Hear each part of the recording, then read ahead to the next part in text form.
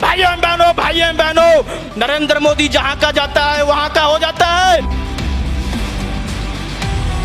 देश की जनता आज यही पछता रही है, यही सोच रही है कि मैं गलती से घोड़ा का बच्चा निकालने चला लेकिन गधे का बच्चा निकल के आ गया, देश में टपक गया। कांग्रेस और बीजेपी दोनों में कोई फर्क नहीं है, एक नागनाथ है एक सांपनाथ है, दोनों की विचारधारा एक ही है। क्या भारतीय जनता पार्टी और जितने आरएसएस के बैठे हैं, क्या इनके पास सेकुलरिज्म का सर्टिफिकेट है? पंजाब से हरियाणा को अलग करने का मकसद था कि पंजाब को कमजोर करना। आज कहीं ना कहीं पंजाब को कमजोर करने की यह षड्यंत्र रच रही है बीजेपी।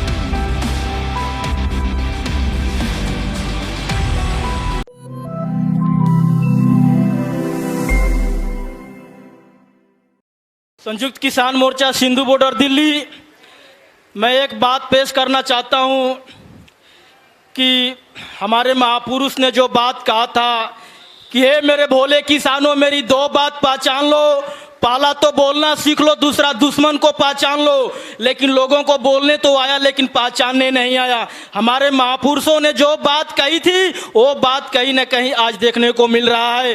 भाइयों, मैं किसान बुजुर्ग जो भी नौजवान साथी है, मैं एक बात कहना चाहूँगा कि ये जो पंजाब मिशन है ये जारी था, जारी है और जारी रहना चाहिए, क्योंकि भारतीय जनता पार्टी की जो निगाहें हैं ये पंजाब के माइनॉरिटी के ऊपर टिकी हुई है। चाहे 1947 का इतिहास देख लीजिए या 71 से 72 का इतिहास देख लीजिए या 74 या 84 का इतिहास देख लीजिए। भारतीय जनता पार्टी ने ये देश की जनता को, भारत को ये खंड विखंडित करके रख दिया।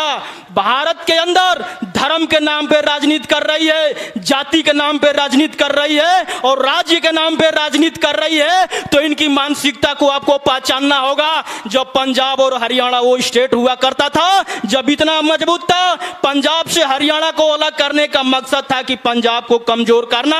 आज कहीं ना कहीं पंजाब को कमजोर करने की यह षड्यंत्र रच रही है बीजेपी। और भारत के अंदर यदि बीजेपी तिरंगा यात्रा निकालने जा रही है तो यह षड्यंत्र रच रही है। होशियार रहने की जरूरत है।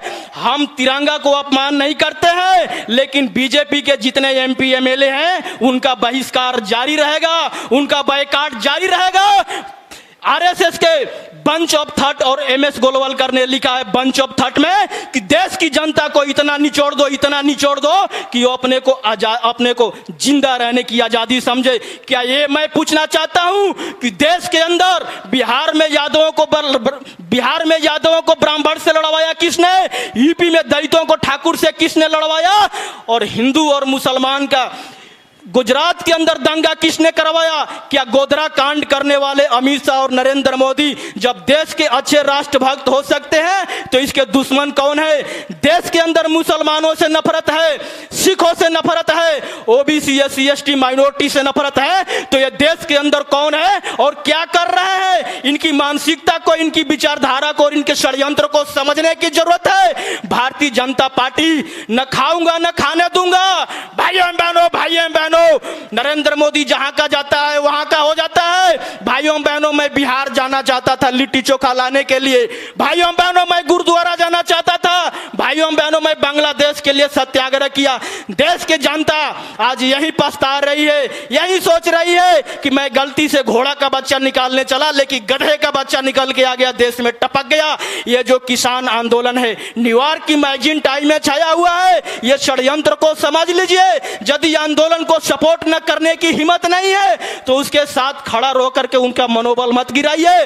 बोलने वाला होना चाहिए। भारतीय जनता पार्टी या कांग्रेस और बीजेपी दोनों में कोई फर्क नहीं है, एक नागनाथ है एक सांपनाथ है, दोनों की विचारधारा एक ही है, आरएसएस से मिलती जुलती है। संघ प्रमुख मोहन भागवत ने कमेंट किया था कि भारत को भारत और पाकिस्तान बांटने की कोशिश की जा रही है। कि मैं पूछ रहा हूं कि भारत और पाकिस्तान को सदियों से किसने बांटा?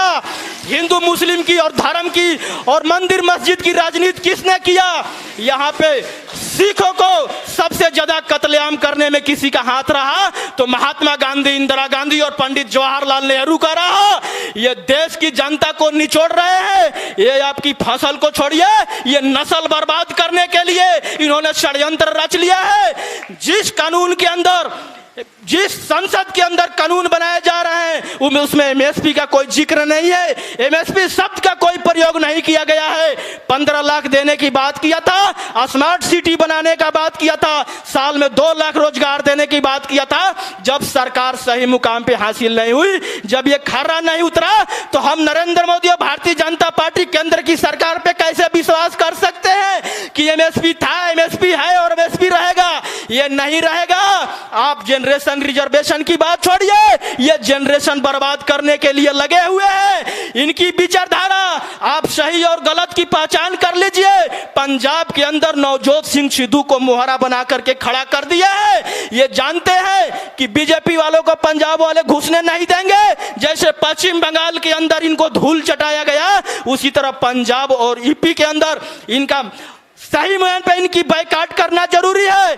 देखिए कि हमको वोट नहीं करेंगे तो नवजोत सिंह सिद्धू को ला करके आगे मोहरा बना करके खड़ा कर दिए।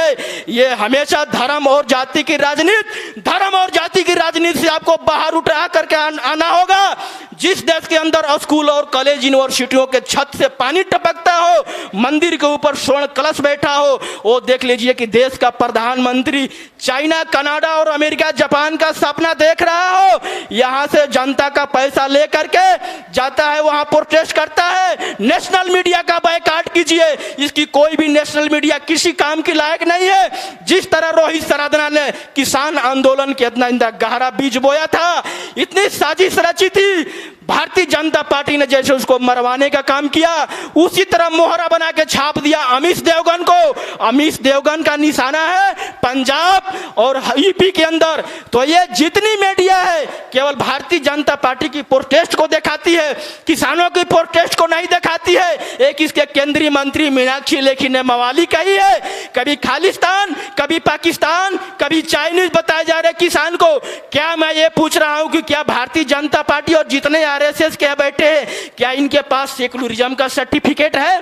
जो विदेशी जनता थी उसने भारतीय जनता पार्टी बनाया, और भारतीय जनता पार्टी ने बना करके देश को धर्म की, जाति की और राजनीति में बांट करके रख दिया। राज्य के नाम पे राजनीति करके रख दिया। ना ये एक होंगे ना हम पे राजनीति करेंगे। फूट डालो और राजनीति इन्होंने चालू कर दिया। कहते थे कि अंग्रेज गलत थे। क्या मैं पूछता, साइमन कमीशन का बहिष्कार किसने किया? अंग्रेज गलत नहीं थे। अंग्रेज इतने समझदार थे कि अपने वफादारों को साथ नहीं लेके गए। वो जानते थे कि ये दोगले हैं, जिस देश में जाएंगे उस देश को खोखले कर देंगे।